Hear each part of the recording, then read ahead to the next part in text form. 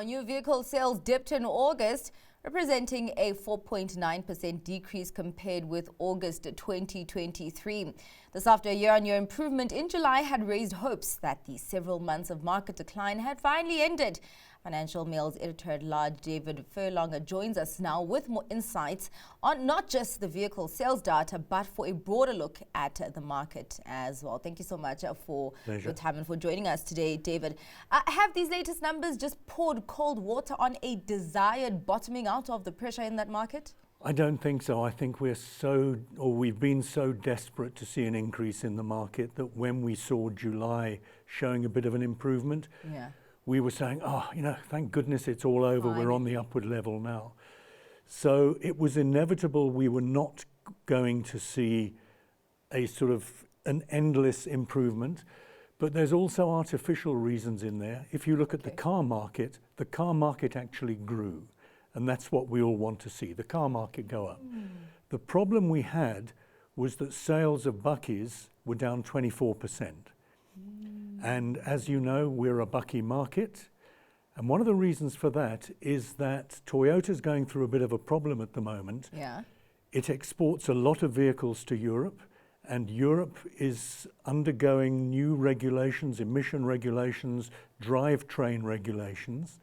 So Toyota, as with the whole of the Toyota group internationally, is having to come to terms with these new regulations, what they call homologation for the European market. Now, they're not going to do it just for Europe, it's got to apply here as well. So what are those related to? It's related to drivetrains and reduced emissions. Okay, so not necessarily EV, going in the EV, but just reduced emissions. I mean, Europe is going EV from 2035. Yes. But in the meantime, it is coming in with lower and lower emissions, even on diesel and petrol cars in the meantime. So because of that, production at Toyota's Durban plant has been reduced by 25% recently. So it's simply not putting out the numbers. It will make up many of those numbers later, but at the moment, it's 25% below capacity. What we're seeing just now, on the highlight. What we're seeing now, basically, this pressure, including Toyota, is it feeding into the size of the market, the automotive market in South Africa? Look, Toyota's issue is specific to the bakkie market. The fact that we've seen 2 months in a row of increase in car sales suggests that consumers in general are keen to get back in the market. And we come back to what we've spoken about before, that the banks will tell you that lots and lots of people are applying for credit. The problem is many of them don't qualify. There has been a suggestion that the new two-pot pension, people can take out money from there and put it in. But Garner Msibi, who I spoke to a few weeks ago, the MD of Westbank, he's saying that's a little bit overrated, because if you push the billions and billions of rands they're talking about across all the households that might benefit, that averages out at about 30,000 rand. Exactly. So let's not get overexcited. But generally, I think we are going to see a steady growth in the market, but we've just had a bit of a blip this past month because of bakkies. Well, talking about the conversation with Westbank, and of course the fact that consumers are keen to be buying cars, to be getting back into the market, just talk to me about some of the trends that we've seen in terms of consumer brand appetite. Well, we've seen this continuation over the last 2 or 3 years of smaller cars, more SUVs, sports utility vehicles, which give you more flexibility in what you want to do. And of course, we're seeing this very big shift now towards Chinese brands, which we knew would come, but it's come far more quickly over the last couple of years than we expected. It was inevitable, because those people who are old enough to remember will recall that when the Japanese came into this market in the 70s, people were saying, don't buy Japanese junk. Buy American, buy German, don't buy Japanese junk. Then the Koreans came in, people said no one's going to buy those. Well, look at them. The Chinese were always going to make a big dip in the market.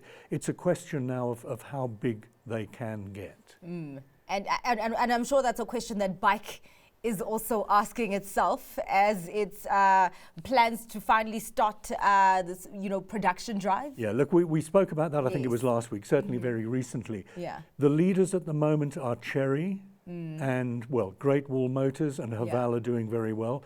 Bike, I'm sure, will come through, but at the moment it's those others, and it's creating more competition in the market, which is good, which is great.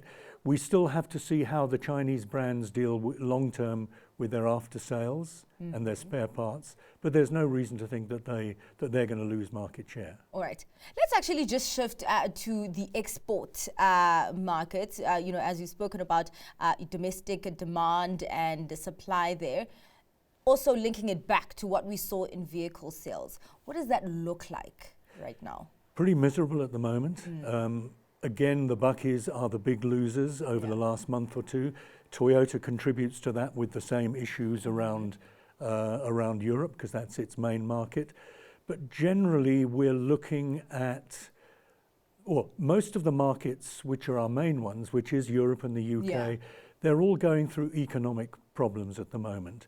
Sales are down, not just of internal combustion engine vehicles, but also of electric vehicles, very sharply down there in many markets.